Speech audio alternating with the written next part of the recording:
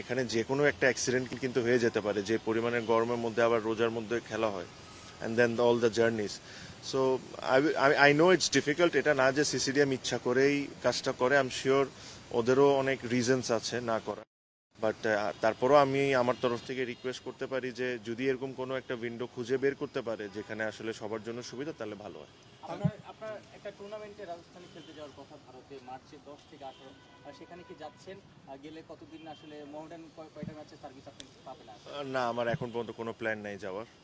যে স্পেশালি ওরা 2টা ম্যাচ খেলার জন্য খুব রিকোয়েস্ট করছে আমাকে, but it's very high unlikely that I will গো।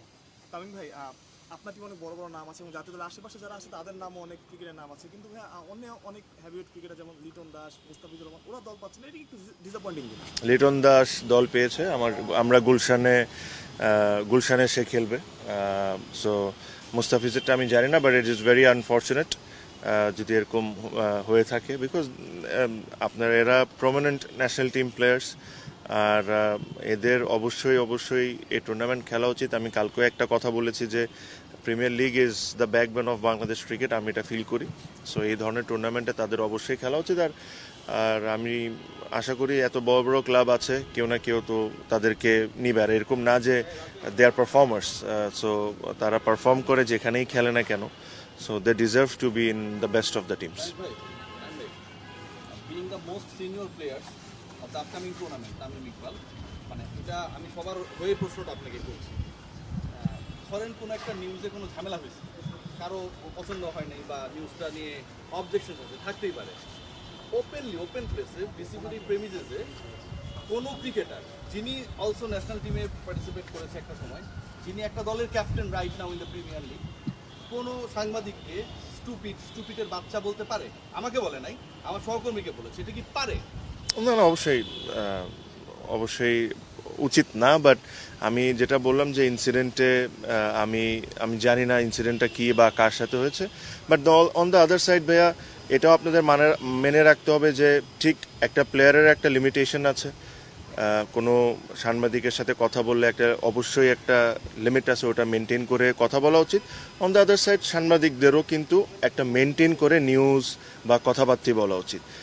এটা আপনিও আমার সাথে একমত হবেন যে আমরা ক্রিকেটার, আপনারা স্পোর্টস জার্নালিস্ট, বাট আনফর্চুনেটলি অনেকে এই জিনিসটা ফলো করে না। কার মাথায় চুল সাদা হয়েছে কয়টা বা কার ব্যাগে কি আছে না আছে এটা পর্যন্ত আপনারা চলে যান, which is also not fair. So আমার কাছে মনে হয় যে আমার দুই সাইড অফ দ্য দিক থেকে যদি আমরা ভালোভাবে মেনটেন করি, এটা দুনোদের জন্য ভালো। না, অবশ্যই আমি যেটা বললাম, যেটা যদি এরকম কোনো কিছু হয়ে থাকে এটা ভালো না, কিন্তু অনেক কিছু এই সাইড থেকেও হয়, ওটাও হওয়া উচিত না। সো আমি দোনোজনই, ক্রিকেটাররা is a big stakeholder in cricket, media is also a big stakeholder in cricket. দোনোজনকেই আরও একটু প্রফেশনাল হইতে হবে, যেটা আমি মনে করি। দল পাওয়া নিয়ে একটা লাস্ট প্রশ্ন করতে চাই। ফাইনালি আপনি গুলশানে লিটন খেলছে, যে ক্লাবটা তামিম ইকবালের ক্লাব, আমি মোটামুটি জানি। So how actually you manage? না, দেখেন না, আমার কাছে মনে হয় যে এটা অনেক সময় একটা জিনিস আপনি মনে রাখতে হবে, these are the best players in the country. আর তারা এই ধরনের প্রিমিয়ার লিগের মতো টুর্নামেন্টে খেলবেন না, এটা হইতে পারে না, ঠিক আছে? Mustafizur Rahman has been the best performer for Bangladesh for over the years, domestic, international, everywhere. Liton has been the same. So আমার কাছে মনে হয়, if I had an opportunity, আমার কাছে ওই অপরচুনিটিটা ছিল। আই স্পোক টু মিজান ভাই অ্যাজ ওয়েল। সো ওই অপরচুনিটিটা ছিল দেখে আমরা গ্র্যাব করতে পেরেছি। We are lucky. It's good for Gulshan যে ওর মতো প্লেয়ার একজন খেলবে, আর স্পেশালি যেখানে গুলশানে অনেক ইয়াং প্লেয়ার আছে, ওর গাইডেন্সে I am sure they going to learn a lot of things, and I really hope that somebody comes up for Mustafiz as well. এটা I don't decide all this. আমার কাছে মনে হয় যে আমার গুলশান টিমের সাথে আমার সম্পর্ক যখন হয়েছে, এটা তার আগেই কিন্তু টিম হয়ে গেছে, কোচ সেট হয়ে গেছে, সব কিছু। আর মি বিইং আ ক্রিকেটার, এখন যাই ওখানে ইনভলভ হওয়াটা এটা প্রফেশনালিজমের মধ্যে পড়ে না। সো যারা টিম করেছেন, যারা কোচ আছেন, তারা আমার চেয়ে ভালো বুঝেন, দেখেই করেছেন। So let them decide. একটা প্রশ্ন মানে একটু আগে বললেন যে প্রফেশনাল ভিতরে পড়ে না, মানে আপনি গুলশান ক্লাবে আছেন, সেটা আলোচনা হচ্ছে।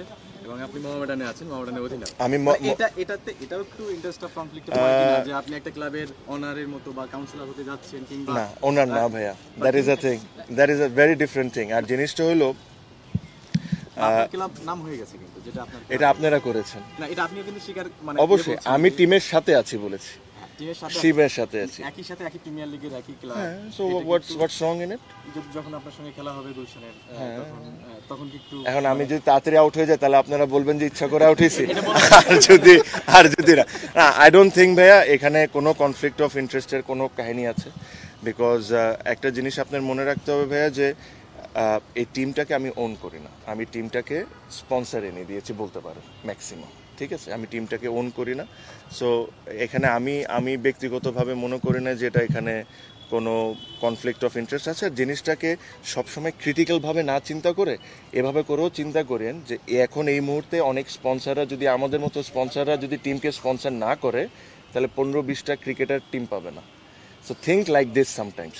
আরেকটা জিনিস হলো সবসময় নেগেটিভ জিনিস বের করাচ্ছে, একটু পজিটিভ দিকটাও চিন্তা করেন। জিনিসটা হলো যে ধরেন আমি একটা টিমকে স্পন্সর না করতাম বা আরেকটা কোম্পানি একটা টিমকে স্পন্সর না করতো, আজকে প্লেয়ারদের পেমেন্ট অর্ধেক হয়ে গেছে।